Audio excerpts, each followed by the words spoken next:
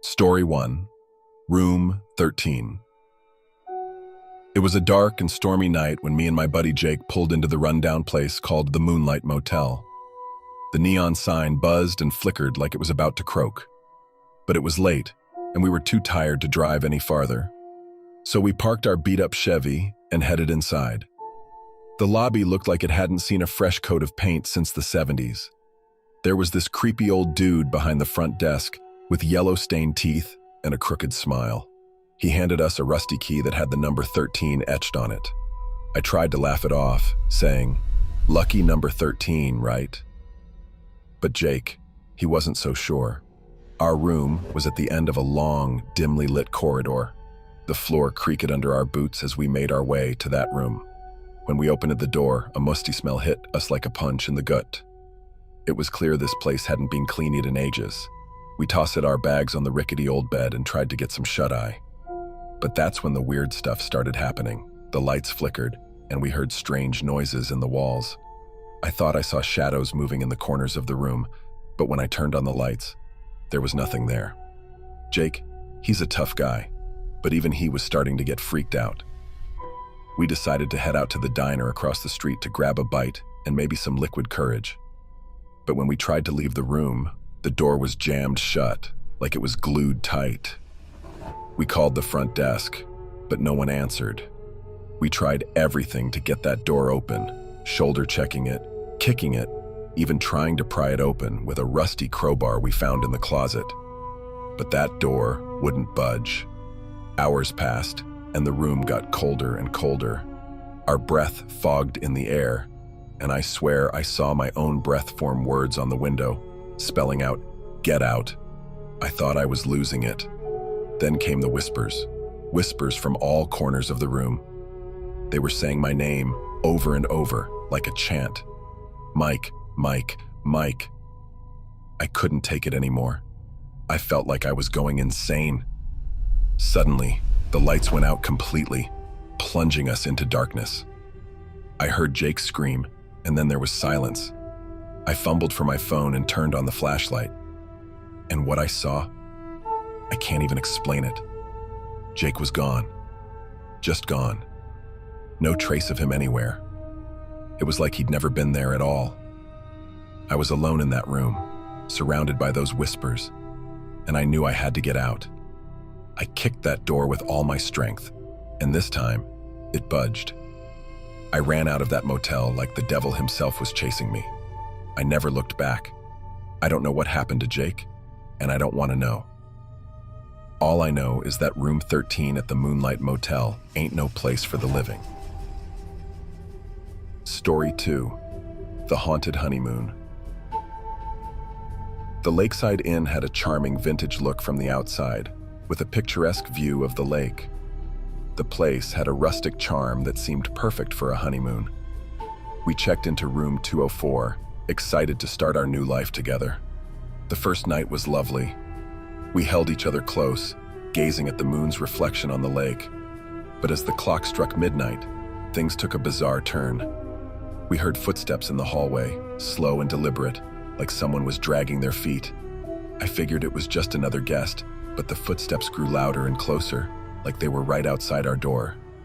David opened the door, expecting to find someone lost or drunk, but there was no one there. Just an eerie silence and a cold breeze that sent shivers down our spines. We shrugged it off, thinking maybe it was just our imagination playing tricks on us. But the next night, it got worse. We were jolted awake by a deafening crash. The room was in disarray, furniture toppled over, and the windows were wide open, letting in a gust of cold wind. We were both terrified, but there was no sign of a break-in, and nothing valuable was missing. It was like a hurricane had swept through, but only in our room. We requested a room change, hoping to escape whatever was tormenting us. But no matter where we went, the strange occurrences followed. Objects moved on their own, whispers echoed in the hallway, and shadows danced on the walls. We couldn't escape it. One night, I woke up to find David standing at the foot of our bed, his eyes vacant and hollow. He wasn't responding to my calls, just staring into the darkness. That's when I saw it. The reflection of a woman in a wedding dress standing behind him in the mirror. She was pale as a ghost, with hollow eyes that seemed to see right through me. I screamed and shook David awake, and the woman disappeared. But he didn't remember standing there, and he had no idea what I was talking about. Terrified, we checked out early, our honeymoon ruined by the Lakeside Inn's malevolent presence. To this day, we don't know who the ghostly bride was or what she wanted. All we know is that we'll never forget our haunted honeymoon. Story 3. The Room with No Exit. It was a summer evening when my girlfriend Jenny and I decided to spend a weekend by the lake. The Lakeview Motel seemed charming on the outside, with its cozy cabins and serene lakefront setting.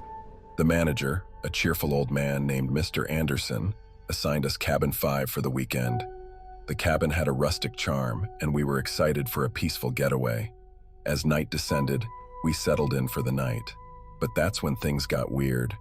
I woke up in the middle of the night to use the bathroom, and when I tried to open the door, it wouldn't budge. I called out to Jenny, and she tried to open the window to see what was wrong. That's when we realized something was terribly off. The window, it was painted shut, and there was no phone in the room to call for help. Panic set in as we realized we were trapped inside cabin 5. We tried everything to get out, but the door and windows were sealed tight. It was like the cabin itself had turned against us. The air grew stale and the temperature dropped, even though it was a warm summer night. As hours turned into an agonizing night, we could hear strange noises outside the cabin. Whispers, footsteps, and eerie laughter. We were trapped with no way to defend ourselves, and the sense of dread only grew stronger. Jenny and I huddled together, holding onto each other for dear life. The cabin seemed to come alive, with the walls pulsating as if they had a heartbeat. The room felt like it was closing in on us, suffocating us. Just when we thought we couldn't take it anymore, the door suddenly swung open, and the darkness outside was replaced by the soft morning light. We stumbled out of the cabin, gasping for air, and saw Mr. Anderson by the entrance, smiling as if nothing had happened. We demanded answers, but he just shrugged and said, "Cabin 5 can be a bit temperamental. It happens sometimes." We left the Lakeview Motel that morning, vowing never to return. We couldn't explain what happened that night, but we knew one thing for sure. We'd narrowly escaped a cabin with a mind of its own. Story 4. The Room of Regrets. It all started when my buddies and I decided to take a road trip down south for a long weekend of fun. We didn't plan ahead, so when night fell, we pulled into a rundown motel on the outskirts of a sleepy town. The place was called the Twilight Inn, but there was nothing romantic about it. The neon sign out front was flickering like a dying firefly, and the whole building looked like it had been abandoned for years. But we were tired and desperate, so we parked our beaten-up van and headed inside. The guy at the front desk was an old-timer with watery eyes and a cough that could wake the dead. He gave us a key to room 13, and I chuckled, saying, "Lucky number 13, huh?" He just gave me a weak smile that didn't reach his eyes. We found our way to room 13, and let me tell you, it looked like it had seen better days. The wallpaper was peeling, the carpet was stained, and the air smelled like a mix of mildew and something worse. But it was a roof over our heads for the night, so we settled in. As the night wore on, we realized something was off about that room. The lights flickered on and off, and we heard strange noises in the walls. At first, we thought it was just the motel showing its age, but it got worse. I was lying on the creaky bed, trying to ignore the weirdness, when I felt something brush against my leg. I jumped up, thinking it was one of my buddies playing a prank, but they were all fast asleep. I tried to laugh it off, blaming it on my imagination. Then, the whispers started, soft, barely audible voices that seemed to come from the corners of the room. They were saying things I couldn't quite make out, but it sent shivers down my spine. I woke up my buddies, and they heard it too. We decided to check it out, thinking maybe it was some weird plumbing issue or something. But as soon as we stepped out of the room, the door slammed shut behind us, like it had a mind of its own. We tried to open it, but it wouldn't budge. We were trapped in the dimly lit hallway, and that's when things got really terrifying. The whispers grew louder and more aggressive, and the walls seemed to close in on us. We felt a presence in that hallway, something malevolent and angry. We banged on the doors of other rooms, but there was no response.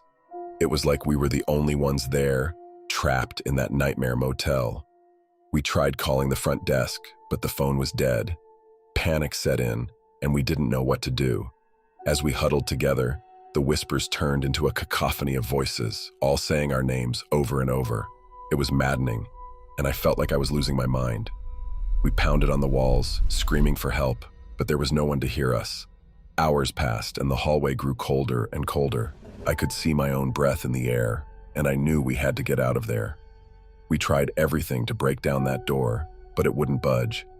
Then, just as suddenly as it had all started, the door swung open on its own, and we ran out of that motel like our lives depended on it. We didn't look back, and we didn't stop until we were miles away. I don't know what happened in room 13 of the Twilight Inn, and I don't want to know.